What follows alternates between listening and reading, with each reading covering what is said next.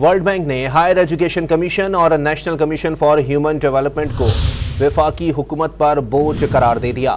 World bank نے دونوں ادارے صوبوں کے حوالے کرنے کی تجویز دے دی ہے۔ مزید جانتے ہیں ڈان نیوز کے نمائندے طاہر شیرانی سے۔ طاہر، کیا وجہ سامنے آئی ہے اس مطالبے کی؟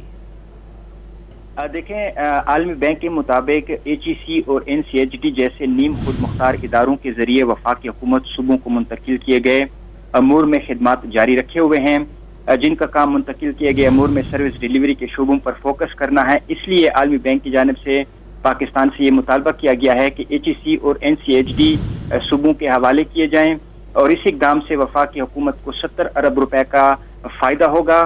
عالمی بینک کے مطابق مکمل طور پر جو HEC اور NCHD کے امور ہیں وہ صوبوں کو منتقل کیے جائیں، اور جو عالمی بینک کی جانب سے مختلف قسم کی تجاویز پاکستان کو دی گئی ہیں ان میں سے یہ بھی شامل ہے کہ ان اقدامات کے ذریعے جو وفاقی حکومت کے اخراجات ہیں اس میں نہ صرف کمی ہوگی بلکہ 18ویں ترمیم کے تحت جو مختلف امور صوبوں کو منتقل کیے گئے ہیں اس میں تعلیم بھی شامل ہے، تو اس لیے جو HEC ہے اور NCHD ہے ان کو صوبوں کے حوالے کیا جائے۔ جی بہت شکریہ طاہر شیرانی اپڈیٹ کرنے کے لیے۔